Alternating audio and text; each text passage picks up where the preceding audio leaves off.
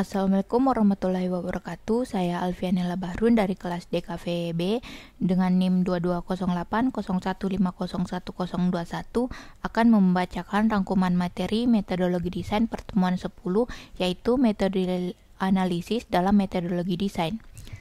Bagian 2, teknik kreativitas dan inovasi dalam merancang. A. Teknik brainstorming atau mind mapping.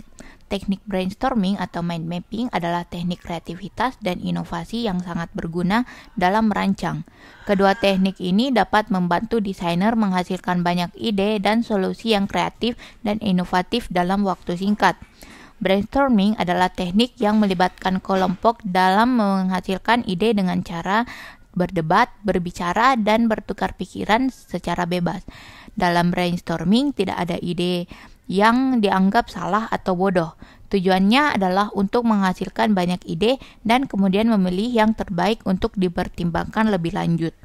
Teknik brainstorming dan mind mapping sangat efektif dalam menghasilkan banyak ide dan solusi dalam waktu yang singkat. Dalam bukunya yang berjudul Innovative Design, Creative Thinking in Product and Industrial Design, Kao menjelaskan bahwa teknik brainstorming dapat digunakan untuk merancang produk dan jasa yang lebih baik dengan menghasilkan banyak ide yang kreatif dan inovatif.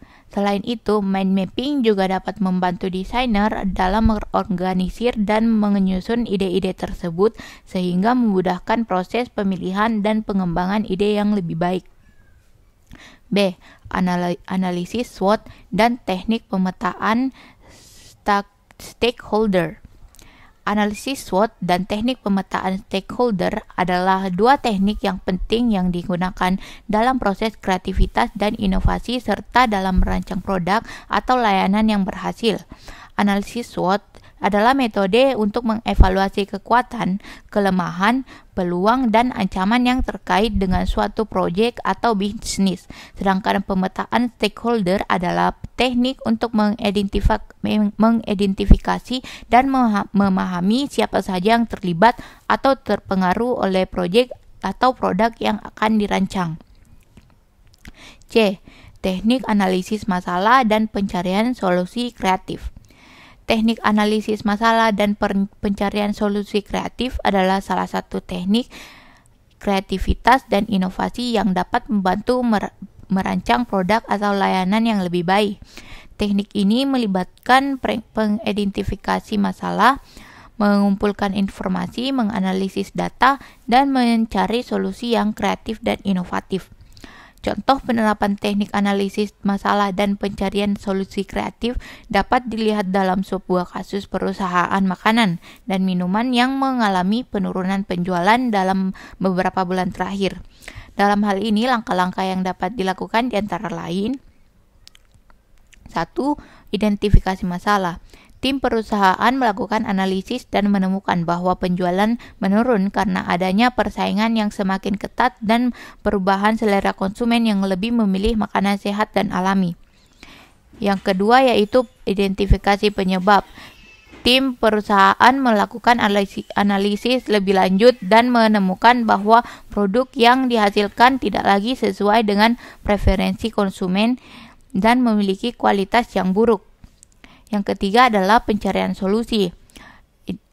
Tim perusahaan mulai mencari solusi peningkatan penjualan dengan cara merancang produk baru yang lebih sehat, berkualitas, dan mengubah resep dan kemasan produk, serta meningkatkan pemasaran dan promosi produk. Yang keempat adalah evaluasi dan implementasi.